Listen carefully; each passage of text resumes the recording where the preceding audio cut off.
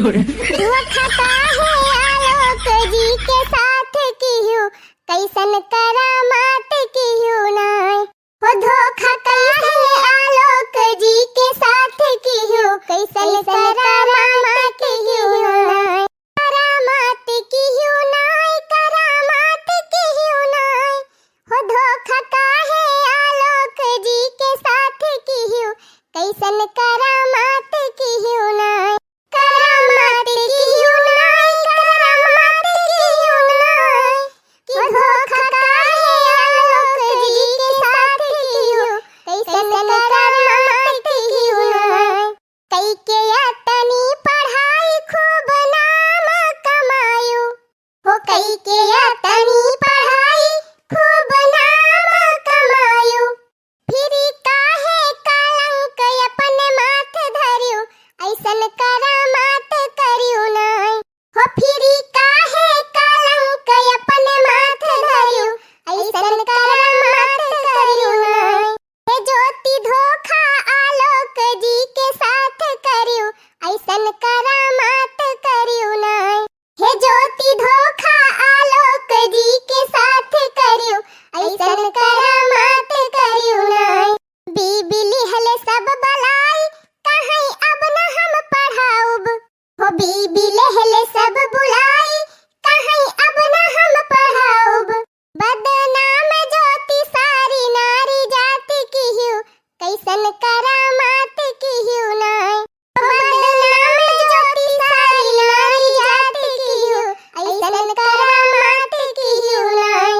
हे ज्योति धोखा आलोक जी के साथ की हूँ, कैसन करामात की हूँ नाय। पापा रे पापा, मुखिया आई गए। अप्पा तो बड़की जीजी का भातारा उतारी है। बेचारा जाए चलते चुपाई मार के उखाड़ा हम न बताओ। भले चार बात सुने बड़की जीजी, बहुत गाँव नहीं कहावत है। ये ना है कि चुपाई मार के खेता नहीं रहा है। अब्बा मुखिया गुस्सा देंगे तो मंजूरी ना देंगे। अब फोका पड़ा जाए हमसे कवन मतलब बा, भले न पावे मटका मंजूरी। हे ज्योति धोखा आलोक जी के साथ की हूँ, ऐसन करामात की हूँ नाय। हे बहिनी काहे बदनाम नारी जाति की हूँ, कैसन करामात की हूँ नाय। हे बहिनी काहे बदनाम नारी जाति की हूँ, कैसन करामात की हूँ नाय। हो सबके मेहरिन के दिल पई आघात की हूँ, कैसन करामात की हूँ नाय। हो सबके मेहरिन के दिल पई आघात की हूँ, ऐसन करामात की हूँ नाय। हे ज्योति काहे बदनाम नारी जाति की हूँ, कैसन करामात की हूँ नाय। हे बहिनी काहे बदनाम नारी जाति की हूँ, ऐसन करामात की हूँ नाय। अरे वाह वाह वाह। अरे मरी मैया, ये तो जैसे मुखिया हुआ रे लालकी। अरे वाह मटका जी, आपका गौनई सुन के हमार मन एकदम प्रसन्न होएगा। इसे तो दिन भर का मंजूरी 200 रुपया बा।